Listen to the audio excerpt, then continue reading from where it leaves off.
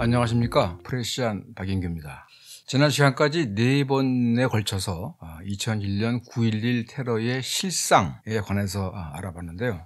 이처럼 길게 그 2001년 9.11 테러가 실상이 무엇이었느냐, 미국 정부의 공식 설명이 대단히 좀 모순된다라는 얘기를 하는 이유는 뭐냐면, 그 2001년 9.11 테러를 계기로 미국이 시작한 전쟁이 지금까지 20여 년간 현대 세계사를 규정하는 가장 큰 사건이기 때문입니다. 그리고 어떻게 보면 그 사건은, 그 전쟁은 일어나서는 말아야 될 전쟁이었는데 9.11 테러를 빌미로 전쟁이 일어났다는 것이죠. 그래서 그것이 진짜 과연 미국의 자유를 불허하고 시기한 이슬람 무장 세력의 일방적인 공격이었냐, 아니면 이슬람 측에서는 그 미군에 의한 중동 지역 지배에 대한 저항이었느냐, 이런 등등에 대한 이 사건의 진상을 제대로 알아야 되겠다라고 하는 의미에서 이제 좀 길게 말씀을 드린 거고요. 오늘은 그러면 중요한 것, 그렇다면 그 9.11 테러로 누가 가장 이득을 보았는가? 그러니까 실제로 이제 이 이야기는 앞에 말한 필압된 여객기가 세계무역센터까지 왜 미국 전투기가 안 떴냐 등등 여러 가지의 의혹과는 달리 이 부분부터는 많은 사람들이 얘기하는 겁니다. 쉽게 말하면 미국은 9.11 테러를 계기로 아프간 전쟁에 나섰고 또 이라크 전쟁에 나섰고 그리고 대중동 전 지역 전체에서 전쟁을 했다라는 의미에서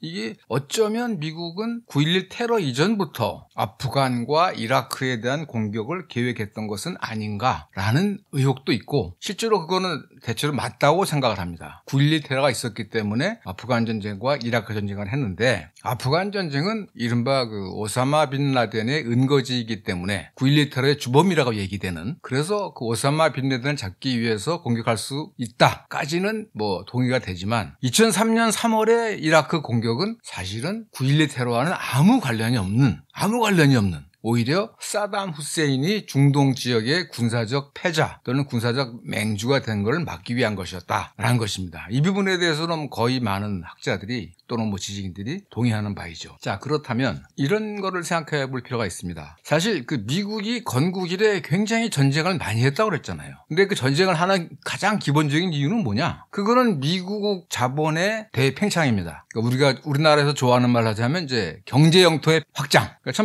1898년 스파인 전쟁 이후에 미국이 계속 전쟁을 벌이는 이유는 뭐냐면, 미국의 자본, 미국의 금융, 미국의 상품이 해외로 가장 많이 뻗어나갈 수 있도록 그렇게 해서 특정 지역을 미국의 경제적 통제 아래 넣기 위해서 해왔다는 겁니다. 그리고 이런 상황에서 봤을 때 탈냉전 이후, 그러니까 1989년 또는 1991년 이후 9.11 이전까지, 그러니까 1990년대 내내 미국으로서는 대중동 지역에서 전쟁을 벌여야 할 필요가 있었다. 왜? 미국이 가장 중요하게 여기는, 세계에서 가장 중요하게 여기는 지역이 서유럽과 동아시아와 중동 지역인데, 서유럽의 경우에는 1975년에 이른바 헬싱키 협약으로 미소 간의 대결을 관리할 수 있는 어떤 나름대로의 평화체제가 구축이 됐고, 동아시아에서는 이제 베트남 전쟁이 미국의 패배로 끝났지만 미국이 중국과 화해를 하면서 어떤 면에서 일정하게 안정을 이뤘다. 그러니까 서유럽과 동아시아에서는 일정의 세력균형이랄까 안정을 이루었고, 반면에 이제 79년부터 이란 이슬람 혁명이나 아프간에 대한 소련의 침공 등으로 세계 에너지원, 그 석유의 3분의 2가 붙어있는 이 중동 지역이 중요하다. 이 지역을 미국의 확실한 통제 아래 넣어야 되겠다라는 게 이미 1979년부터 미국 전략가들의 사고방식이었고, 냉전이 끝난 다음에는 특히 이제 사담 후세인이 인한 이라크 전쟁이 끝난 이후에 중동 지역의 패자로 떠오를 가능성이 있었기 때문에 이 중동 지역을 미국의 확실한 군사적 통제 아래 넣어야겠다. 그래서 이 지역에 있는 모든 석유 자원에 대한 미국의 통제력을 확보하면 바로 그 에너지 자원에 대한 통제력이 다른 미국의 경쟁 국가들,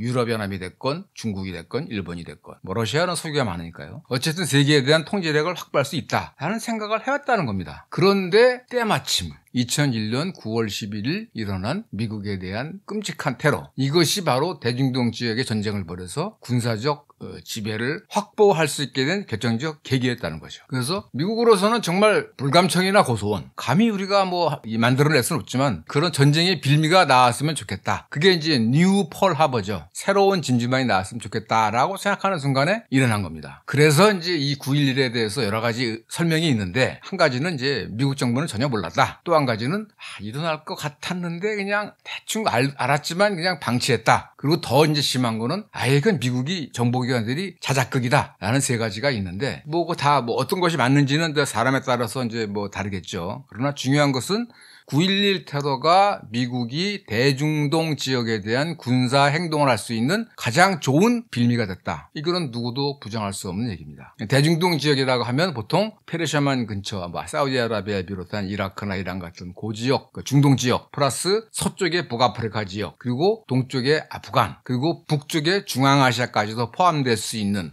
그 넓은 지역을 말합니다. 자, 9.11 테러가 대중동 지역의 석유 자원에 대한 미국의 군사적 통제를 확고하게 할 수 있는 좋은 계기였다라는 걸 보여주는 그냥 단 한 가지 좋은 사례가 있습니다. 웨슬리 클라크라는 장군이 있어요. 아마 9.11 당시에 미국의 나토 사령관이었을 겁니다. 그리고 이 사람이 2004년도 대선에도 출마할 생각이 있었어요. 대단히 야심만만한 군인이죠. 이 사람이 9.11 테러 직후, 그러니까 2001년 9월 11일 직후에 아마 럼스펠드를 비롯한 네오콘들로부터 들었다는 이야기인데, 그 이야기를 이제 이라크 침공 이후인 2003년 9월 22일 날 폭로합니다. 이게 이제 알자지라, 중동의 이제 통신사 알자지라에서 보도를 한 건데, 내가 2001년 9월 11일 이후에 언젠가 며칠 뒤에 럼스펠드 등을 만났는데, 사실은 네오콘들이죠. 네오콘들이 뭐라 그러냐면, 앞으로 우리가 중동 지역에서 5년 내에 다음 7개 나라를 날려버리겠다. 날려버린다는 의미는 미국의 순종적인 친미 정권을 세우겠다. 이른바 레짐 체인지, 정권 교체를 하겠다는 의미입니다. 그 7개 나라가 어디냐면 아프간을 시작해서 아프간, 그리고 이라크, 레바논, 시리아, 리비아, 소말리아, 그리고 마지막으로 이란. 이런 계획을 말했다는 겁니다. 그러니까 원래 그런 계획이 사실 있었다는 얘기예요. 그런데 이제 아프간은 결국은 정권 교체를 하는 듯 했지만 실패하고 이제 철수했죠. 이라크는 정권 교체를 했지만 미국의 그렇게 순종적인 정부가 생겨진 게 아닙니다. 그러나 리비아하고 최근에 시리아까지 두 나라는 정권 교체를 했죠. 까다피하고 아사드를. 그 결과는 뭡니까? 무슨 친미적이지도 않고 안정적이지도 않은 그야말로 카오스, 혼란뿐이죠. 그리고 이란은 지금 이스라엘 쪽에서 계속 지금 이 팔레스타인 전쟁을 빌미해서 미국을 이란과의 전쟁에 끌어들이려 하고 있죠. 그런 상태입니다. 즉, 이 말씀은 뭐냐면 미국의 네오콘, 특히 이제 부시 행정부의 럼스펠드, 체인지를 비롯한 네오콘들은 2001년 9.11 이전부터 대중동 지역에 대한 군사적 통제, 군사적 지배를 추진하고 있었다라고 말할 수 있다는 겁니다. 자, 그럼 우선 아프간의 경우를 보겠습니다. 아프간은 이란 바로 옆에 파키스탄, 이란의 바로 동쪽, 파키스탄의 서쪽에 있는 나라죠. 굉장히 못 살고 산악 지역인 나라입니다. 그러나 쉽게 외세에 굴복하지 않는 나라예요. 19세기 중엽에 영국군이 아프간에 침공했다가 이스라엘은 16,000명인가 얼마였는데 한 명만 살아 돌아왔다 그런 얘기가 있을 정도니까. 어쨌든 아프간이 미국에게 중요한 이유는 뭐냐면 카스피해 부근에서 어마어마한 석유 자원과 가스가 발견이 됐는데, 카스피해 부근이면 되게 중앙아시아입니다. 무슨 투르크메니스탄이나 카자흐스탄이나 우즈베키스탄 이런 데인데, 거기서 매장된 석유 가스가 페르시아만, 걸프만하고 거의 맞먹을 정도, 어쩌면 더 많다고 그래요. 근데 그거를 이제 세계 시장으로 끌어내야 되는데 바로 남쪽으로 내려오면은 이란입니다. 근데 이란은 반미 정권이죠. 그래서 그 동쪽에 아프간을 통해서 끌어내려와야 돼요. 그러니까 즉 미국으로서는 카스피해 인근 중앙아시아 부근의 석유와 가스 자원을 세계 시장으로 끌어내야 되는데, 러시아라든가 이란이라든가 중국이라든가 반미적인 정권이 없는 나라, 즉 미국이 통제할 수 있는 나라를 거치도록 해야 돼요. 그게 바로 아프간이었던 겁니다. 즉 아프간을 석유 및 가스 운반로로 이용하겠다라는 거는 1990년대 중반부터 나온 아이디어예요. 실제로 1995년도에 미국 캘리포니아에 미국의 유노칼이라는 석유 회사가 투르크메니스탄 정부, 중앙아시아의 투르크메니스탄 정부와 아프간을 경유하는 천연가스 수출 계약을 맺습니다. 송유관 건설에만 30억 달러, 계약부는 천연가스의 계약부는 80억 달러 이래요. 그런데 그 당시는 아직 아프간이 무정부 상태예요. 89년도에 소련군이 철수한 이후에 중앙정부가 없어요. 그러니까 이 말하자면 이게 나중에는 센트가스라고 그러는데 센트럴 가스 뭐 프로젝트라고 그래서 센트가스라고 그러는데 이 계약이 성사가 되려면 아프간에 안정적이고 친미적인 정부가 들어서야 됩니다. 그래서 미국은 누구를 지원하느냐? 탈레반을 지원합니다. 파키스탄하고 같이. 탈레반이라는 것은 사실은 신학생이란 뜻인데 굉장히 급진적이고 범이슬람 운동적인 이슬람 근본주의적인 성격의 새로운 종교운동 세력이에요. 군사 세력이기도 하고 정치 세력이에요. 그런데 탈레반을 미국이 지원해서 1996년 9월에 탈레반이 카불, 수도 카불을 장악합니다. 그러니까 사실상 뭐 통일했다고 볼 수도 있죠. 그러니까 탈레반이 이제 지금은 이제 미국이 많이 탈레반을 비판하는데 중세식 그 종교 제도를 강요해서 여성의 권리를 박탈하고 있다라고 매우 비판하고 있지만 96년도 9월 달에 탈레반이 카불을 장악했을 때는 전혀 그렇지 않았어요. 아무 문제 없다. 우리하고 거래할 수 있다. 그랬습니다. 실제로 97년이 되면 유노칼 이 회사에서 탈레반의 이른바 정보 관리들을 미국으로 불러들여서 회담도 하고 그리고 이 유노칼의 주선으로 탈레반 정권 대표 뭐 산자부 장관쯤 되는 사람하고 클린턴 행정부의 국무차관보 남아시아 국무차관보가 회담까지 합니다. 그러니까 사실상 정부로 인정을 한 거죠. 그리고 98년도 2월이 되면 유노칼의 해외 담당 부사장인 존 마레스카라는 사람이 미 의회에 나가서 미국의 국익을 위해서는 중앙아시아에 안전한 송유관을 건설할 필요성이 대단히 크다라고 강조를 합니다. 그러니까 이제 뭐 이 말하자면 중앙아시아의 석유가스를 빼내오기 위한 그것이 이제 아프간 쪽도 있고 이제 나중에 발칸 쪽도 있는데요. 그 지난번에 말씀드린 코소보의 그 본스틸 기지라는 게 그래서 만들어진 건데 어쨌든 그런 식으로 이제 그 아프간을 경유하는 파이프라인,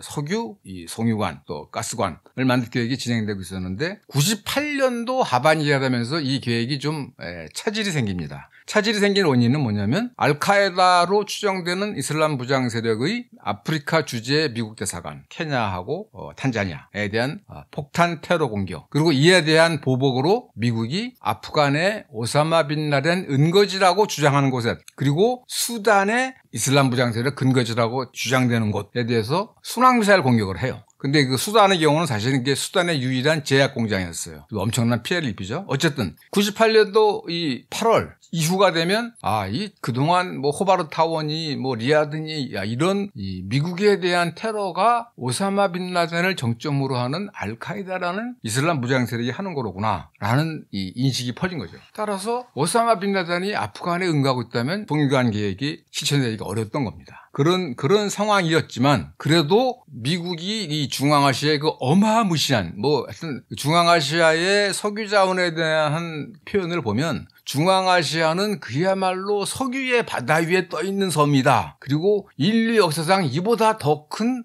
노다지가 없다. 뭐 이런 식의 표현까지 나옵니다. 그래서 미국 의회에서도 이 전적으로 이 카스피해 유전 부근, 중앙아시아 부근에 석유 가스 자원을 개발해야 돼. 이게 아주 그야말로 초당적 합의가 돼요. 그래서 1999년 3월 19일 날 미국 의회가 실크로드 전략법이라는 것을 채택합니다. 요지는 뭐냐면 지금 말씀드린 것처럼 카스피해 인근 중앙아시아에 있는 석유 자원을 미국이 독점한다. 러시아나 중국이나 이란 같은 반미 세력이 소중한 석유 가스 자원을 손을 못대게 한다. 뭐 이제 그런 얘기입니다. 이 99년 3월 19일이 언제냐면 미국이 세르비아에 대한 78일간의 공습을 시작하기 닷새 전이에요. 어쨌든 미국으로서는 이 카스피해 유전의 석유 가스 자원을 미국이 통제해서 세계 수출 시장으로 끌어내올 방안들을 모색합니다. 그런데 이게 1999년은 클린턴 행정부라면 2001년 출범한 부시 행정부는 또 달라요. 그러니까 클린턴 행정부는 석유 기업들의 편의를 봐주는 정도였다면 부시나 체니 또는 라이스 같은 사람들은 다 석유 사업자이거나 석유 사업과 관련이 있는 사람들이에요. 부시 자체가 아버지 때부터 석유 사업을 했고 본인도 석유 사업을 했다가 실패한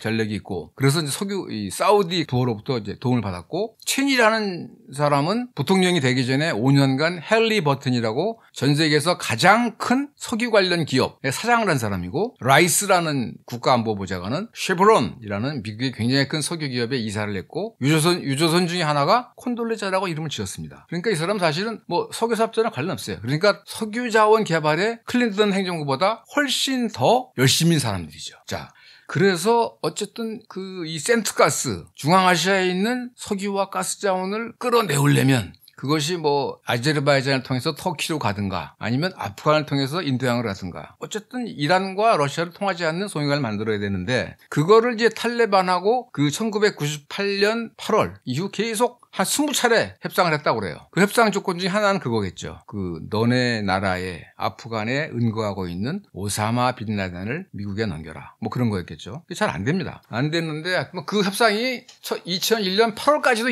이어졌다고 그래요. 그래서 마지막으로 중요한 협상이 2001년 7월 달에 2001년 7월 그러니까 9.11 테러 2달 전이죠. 독일의 수도 베들린에서 미국과 탈레반 대표 그리고 파키스탄까지 참여하는 협상이 나흘간 있었답니다. 그리고 그때 어떤 얘기가 나왔냐면 그러니까 말하자면 미국 쪽에서 최후 통첩을 한 거예요. 탈레반에 대해서 야 우리가 주는 황금 융단을 받을래? 아니면 융단 폭격을 받을래? 이렇게 얘기했다는 겁니다. 그러니까 우리말을 잘 들으면 너희들에게 상당한 경제 지원을 해주겠지만 우리말을 안 들으면 카펫 버밍, 융단 폭격을 하겠다라고 얘기했다는 겁니다. 그러니까 이 말을 전한 사람이 누구냐면 당시 이 베들린 협상에 참여했던 파키스탄의 협상 대표인 니아즈 나이크라는 사람인데 이 사람의 또 다른 증언에 따르면 그 당시 미국 측 대표 하나가 우리가 지금 계속 저것들을 아프간들을 한번 쳐야겠다라는 생각을 하고 있는데 아프간에 대한 군사 행동이 늦어도 10월 중순. 왜 10월 중순이냐면 그때 이후에는 눈이 내리기 때문에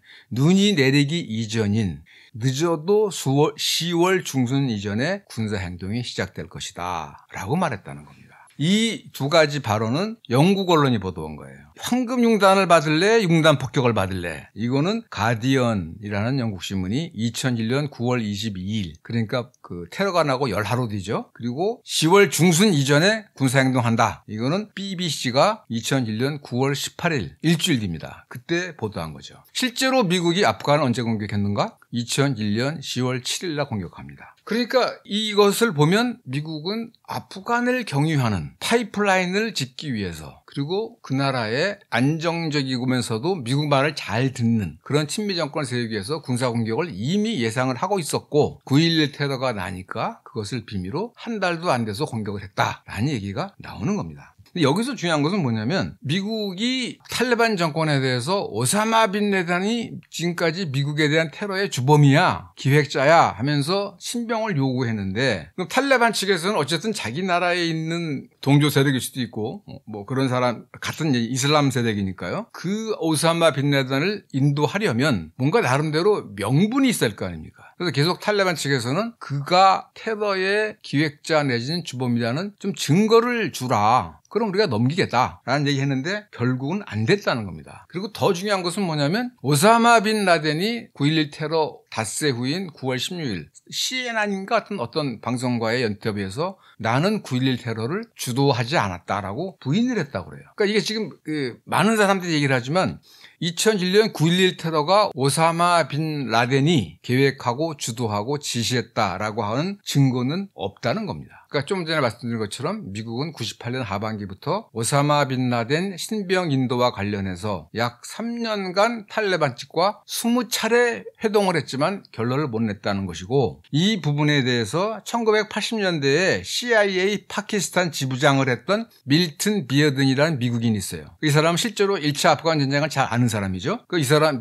밀튼 비어든이 2001년 10월 그러니까 9.11 테러 한 달 뒤에 인터뷰를 했는데 뭐라 그랬냐면 미국은 빈 라덴 신병 인도를 위한 탈레반 측의 요구를 한 번도 들어주지 않았다. 그 회동, 20차례 회동에서 미국은 빈 라덴을 넘겨. 탈레반은 넘겨줄 텐데, 그러려면 그것에 걸맞는 어떤 그 명분을 달라. 우리도 좀 체면 있지. 그게 안 됐다는 겁니다. 그러면서 밀튼 비어든이 한 말은 뭐냐면, 단언컨대 탈레반도 빈 라덴을 치우고 싶어 했다. 세계적인 골칫거리니까. 그런데 그냥은 못 넘겨주는 거 아니냐. 그래도 이 정부인데 나름대로의 명분이 있어야 넘겨주는 거 아니냐. 그런데 미국은 그것을 가능케 할 어떠한 명분도 조치도 취하지 않았다라는 게 그 밀튼 비어든의 이야기예요. 쉽게 말하면 미국은 9.11 테러와 관계없이 빈 라덴이 뭐 그 테러의 주모자인지 아닌지 관계없이 카스피해 유전의 석유 가스자원 개발 그리고 운송을 위해서 아프간을 점령하고 통제할 필요가 있었고 9.11이 나니까 그 계획에 따라서 공격을 했다라는 얘기입니다. 여기서 또 하나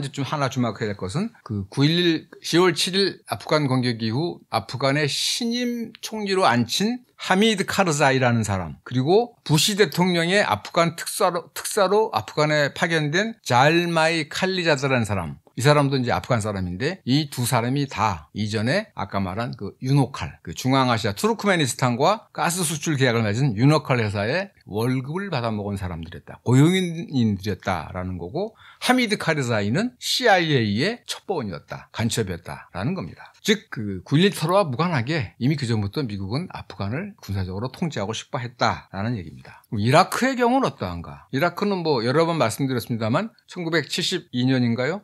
후세인의 주도로 석유 산업을 국유화를 했는데 그 석유 산업 국유화를 소련 및 동구권과의 협력을 통해서 석유 산업을 국유화했기 때문에 이미 그때부터 미국으로서는 손을 봐줬어야 될 대상이었는데 베트남 전쟁의 여파라든가 뭐 석유 쇼크라든가 이런 것으로 손을 댈 수가 없었고, 그러나 1979년도에 월퍼위츠가 박사 논문을 쓴 그때부터, 그리고 이제 월퍼위츠가 국무부, 그 당시 카터 행정부의 국무부 관리였는데 그때부터 이라크를 경계를 했어요. 그리고 91년 걸프전 때도 사실은 후세인 정권을 교체하고 싶어 했지만 여러 가지 명분이 부족해서 놔둔 겁니다. 그러다 보니까 계속 네오콘에서는 후세인을 제거하라고 요구했고, 98년 1월 달에 미국의 새로운 세기를 위한 프로젝트 PNAC가 클린턴에게 집단으로 공개 서한을 보내서 후세인을 정권 교체해라 라고 요구를 해가지고 이라크 해방법이라는 게 만들어집니다. 그러니까 뭐 이미 70년대부터 이 후세인은 제거 대상이었어요. 그러나 미국의 필요에 따라서 80년대 이란 이라크 전쟁 때는 이라크를 지원했죠.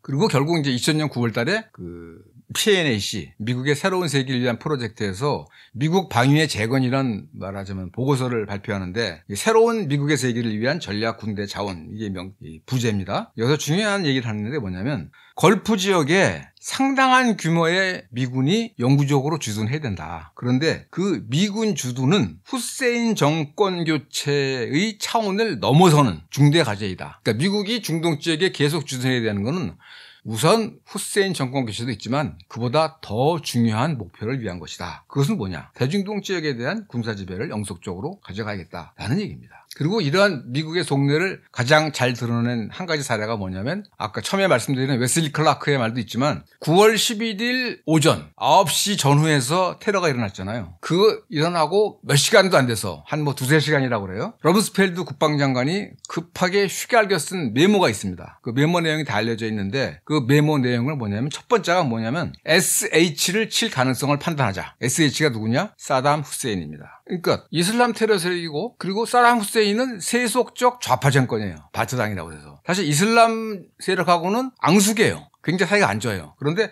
첫 번째 반응이 SH, 사담 후세인을 칠 가능성을 판단해야 된다. 둘째, UBL뿐만 아니라 크게 나가야 된다. UBL은 우사마 빈 라덴의 약자입니다. 오사마 빈 라덴만 날려버릴 게 아니라 다른 거치장스러운 것들, 미국만 안 드는 것들, 뭐 시리아, 리비아 이런 것들 다 쳐야 된다. 싹 쓸어버려야 된다 라고 써있다고 그래요. 그리고 테러와 관련이 있건 없건 최고의 정보를 최대한 빨리 확보하자. 여기서 최고의 정보라는 것은 뭐냐면 정확한 정보를 말하는 게 아니에요. 미국의 군사 행동을 정당화할 수 있는 정보를 만들어내자. 그래서 그 이후에 이라크 침공을 할 때 그 미국의 네오콘들이 CIA 같은 미국의 정규 정보기관 보고들을 다 무시하고 지들끼리 새로운 정보팀을 만들어서 이라크의 사담 후세인 정권이 9.11 테러의 배후라는 가짜 정보를 만들어냅니다.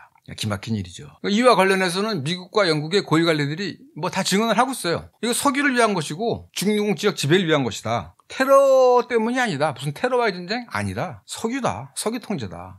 예를 들면 이제 그 폴 오닐, 그 당시 부시 행정부의 폴 오닐이라는 재무장관이 있어요.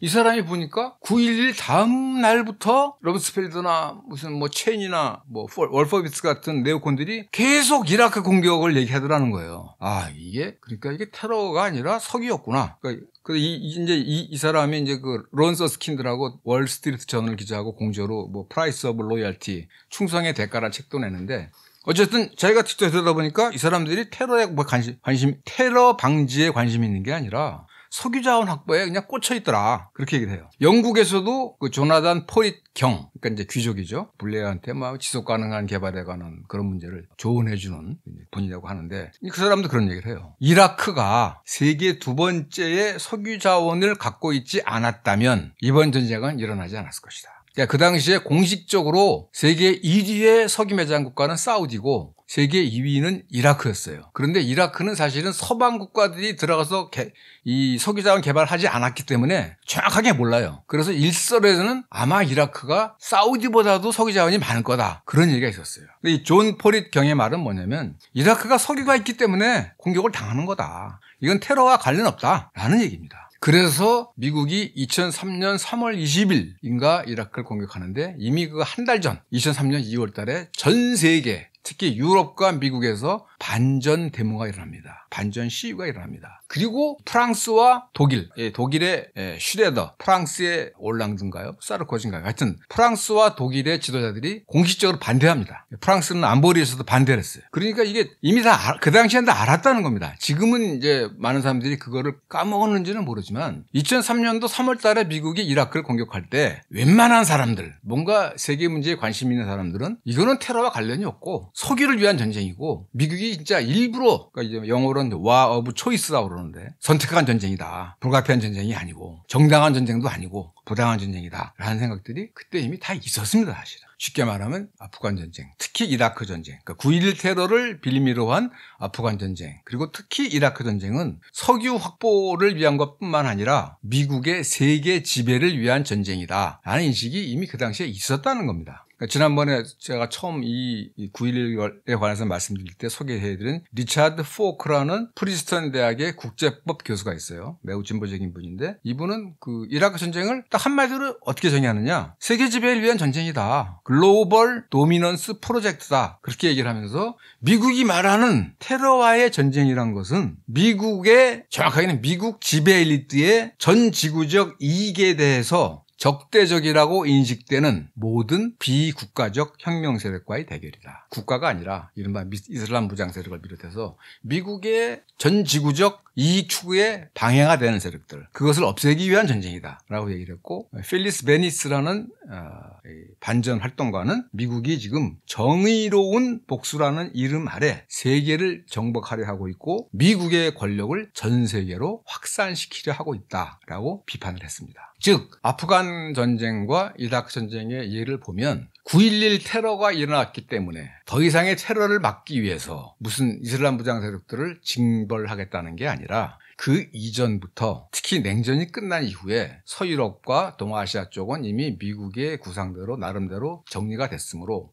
이 마지막으로 이 중동 지역에 있는 석유 자원을 통제하면서 전 세계적인 미국의 지배력, 경제, 군사적 지배를 영속화하겠다라는 겁니다. 그런데 그렇다면 그런 미국의 세계적 지배를 영속화하려면 무엇이 필요한가? 그게 바로 우주의 군사화입니다. 이게 동시에 이때 이루어집니다. 즉 쉽게 말하면 19세기에 영국이 세계를 지배할 때의 그 중요한 요체 중에 하나가 해군력입니다. 전 세계 해상로를 영국 해군이 지배했어요. 20세기 특히 2차 대전 이후에는 공군력입니다. 미국의 공군력입니다. 근데 21세기 와서는 아예 인공위성을 비롯한 뭐 레이저 무기에서 아예 우주에서부터 말하자면 미국의 적국을 감시하고 공격하겠다. 이게 미국 네오콘들의 구상이었어요. 그 이제 뭐 RMA 그래서 군사혁명이라고도 그러고 군사 분야 혁명, Revolution in Military Affairs라고도 하고 Full Spectrum Dominance라고도 하는데 그게 어쨌든 부시 행정부가 출범한 2001년도에 2020년을 위한 비전이라는 보고서, 군사 보고서입니다.를 이제 작성했는데 거기에 뭐라고 돼 있냐면 미국의 우주 지배가 중요하다. 그 미국 국외에 전 세계에 투자된 미국의 이익을 보호하려면 미국의 우주 지배, 우주를 군사적으로 지배해야 된다. 좀 전에 말씀드린 것처럼 19세기에는 해군력, 20세기에는 공군력이라면 21세기에는 우주 지배력이다. 그래서 이 추진한 게 바로 미사일 방어입니다. 미사일 방어는 이 우주 지배를 위한 첫 번째 단계입니다. 그것뿐만이 아니고 그 다음은 사찰입니다. 감시, 잠재적 적국들의 군사행동에 대한 감시. 그리고 마지막은 공격입니다. 우주로부터의 공격입니다. 그래서 이게 사실은 2000년부터 계속 그 우주의 이 군사무기 배치에 관한 유엔에서의 반대 협약 이런 것들이 굉장히 논의가 많이 됐는데 유일하게 항상 반대해온 게 미국이에요. 러시아나 중국은 우주까지도 군사적으로 활용하면 안 된다라고 하는데 미국은 이제 끝까지 부득부득 이제 우기죠. 그러면서 이제 그 PNAC, 미국의 새로운 세계를 위한 프로젝트 이 단체에서는 효과적인 미사일 방어망 구축은 미국의 패권 유지에 필수적이다라고 얘기를 합니다. 이 얘기를 하는 이유는 바로 이게 9.11도 바로 그 미국의 그 우주 군사력 확보에 중대한 계기가 됐기 때문이에요. 이 럼스펠드 위원회라는 걸 말씀을 드렸는데 이제 1995년도에 미국이 해외의 미사일 공격으로부터 취약하지 않느냐라고 해서 처음에 CIA의 보고서는 앞으로 15년 이내에는 큰 문제 없다라고 했는데 럼스펠드를 위원장으로 하는 새로운 위원회를 만듭니다. 이른바 팀 B죠. 그래서 여기서 계속 연구를 해서 2001년 1월 11일 그러니까 부시 행정부가 출범하기 9일 전에 최종 보고서를 냈는데 여기서는 이제 그 결론이 15년 아니야. 5년 내에 북한이나 이란이나 이라크가 미국을 타격할 수 있는 ICBM을 만들 수도 있어 라고 하면서 첫 번째 권고안이 뭐냐면 ABM 조약, 1970년 소련과 맺은 미사일 방어망 금지 조약. 이게 사실은 이 냉전 시대에 핵균형을 유지했던 굉장히 중요한 군사 통제 장치였는데 이거를 파기하도록 하고 그다음에 앞으로 미군 편제는 우주군을 중심으로 한다. 육해공군 이런 거 없다. 다 우주군에다가 다 합친다. 이런 아주 굉장히 과격한 제안을 냅니다.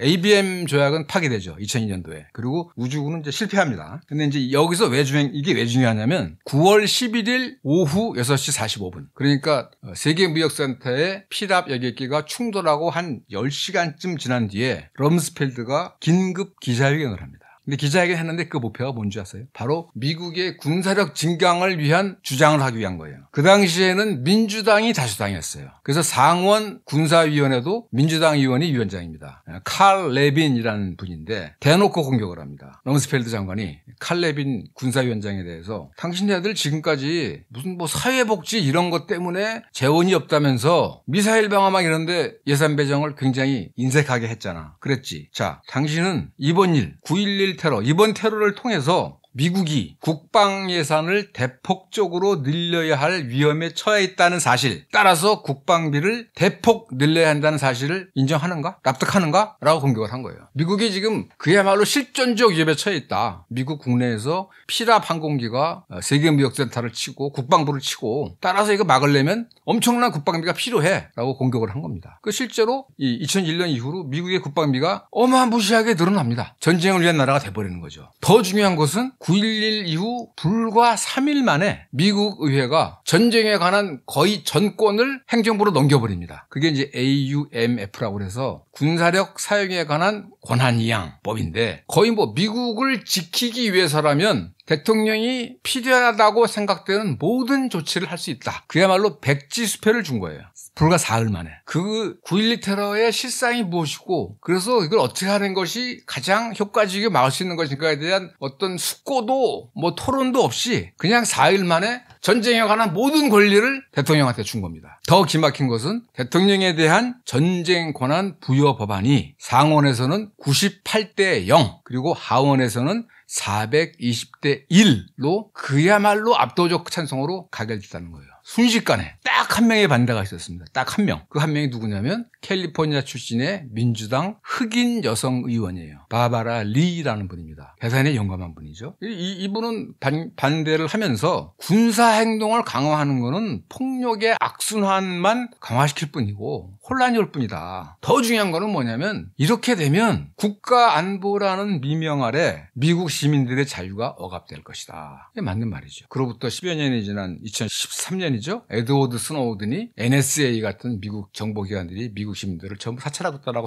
폭로한 거 아니에요. 그리고 이제 에드워드 스노우든은 역적으로 벌려서 지금 러시아에 망명해 있죠. 2010년도쯤 되면 이제 미국의 언론들이 미국의 자유가 얼마나 많이 침해됐는가에 관한 그 보고서를 냅니다. 그러나 이미 때는 늦었어요. 미국에서 조금이라도 말하자면 의심스럽다, 불충스럽다라고 생각되는 사람들은 다 정부의 감시를 받거나 제지를 받거나 그렇기 때문이죠. 어쨌든 이렇게 돼서 미국이 완벽한 전쟁 국가가 되는 겁니다. 그리고 더 중요한 것은 이때부터 미국의 군사 군사 행동이 점점 더 거칠어져요. 그 전까지는 이제 CIA 비밀 공작으로 정권 교체를 했다면 지금부터는 그것을 펜타곤이 받아가지고 특수전 형태로 합니다. 그리고 뭐 드론 공격을 해서 뭐 무슨 결혼식장, 장례식장 뭐 이런 마을 막 폭격하고 그야말로 끝없는 전쟁의 시대가 시작이 된 거예요. 2021년도에 바이든 대통령이 아프간에서 철수했다고 하지만 2022년도에 우크라이나 전쟁이 나고 그리고 2023년도 10월 달에 팔레스타인 전쟁이 나면서 세계는 진짜 어마무시한 혼돈 속에 이것은 사실은 미국 패권의 쇠락과 종말을 알리는 굉장한 진통입니다. 근데 그 뒤에 어떤 세계 질서가 나타날지는 알 수가 없죠. 그러나 중요한 것은 2001년 9.11 테러가 지난 24년간 그 전쟁에 누구의 편이 있다면 지옥문을 연 그런 계기가 됐다는 겁니다. 여기서 이제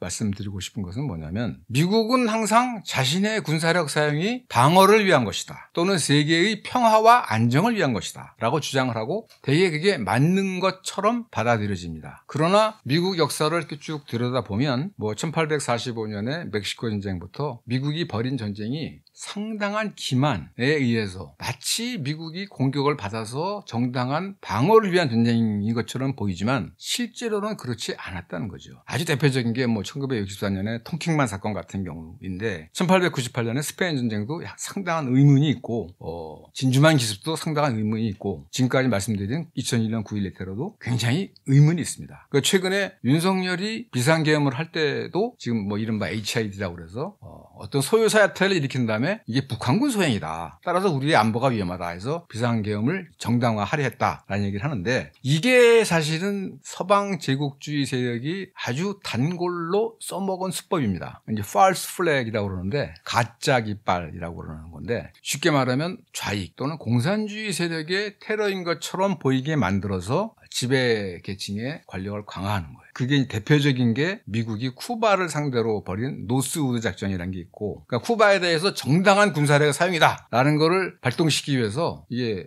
실행에 옮겨지진 않았으나 미국 시민을 실은 민항기를 격추시킨다. 그리고 이게 쿠바의 소행이라고 발표하고 미국을 정규군으로 공격한다. 이런 계획이 있었어요. 케네디가 반대해서 실패했죠. 그리고 2차 대전 후 유럽의 서유럽 특히 이제 이탈리아나 프랑스 같은 데에서는 비하인드 아미라고 그래가지고 배후군이라고 그래가지고 상당수의 그 우익 세력의 민간 무장 세력을 남겨뒀다가 테러를 일으킵니다. 그리고 그 테러가 좌익 세력의 소행이다라고 해서 좌익을 때려잡습니다. 이게 이제 오퍼레이션 글라디오라고 해서 냉전 시기 내내 이제 유명한데 그런 작전들이 우리나라에서 사실 있었던 거예요. 그러니까 우리가 이 전쟁의 원인을 아주 제대로 면밀하게 보지 않으면 속아 넘어가기가 쉬운 거예요. 이 지배 세력이 자신의 공격적 또는 침략적 군사행위를 정당화하기 위해서 그거를 방어적, 수비적인 것으로 보이게 만드는 그런 작전들이 많이 있습니다. 그래서 다음 시간에는 이 false flag이라는 것, 어떻게 공격과 수비, 공격과 방어를 혼동시켜서 전쟁을 정당화하는가 그것에 관해서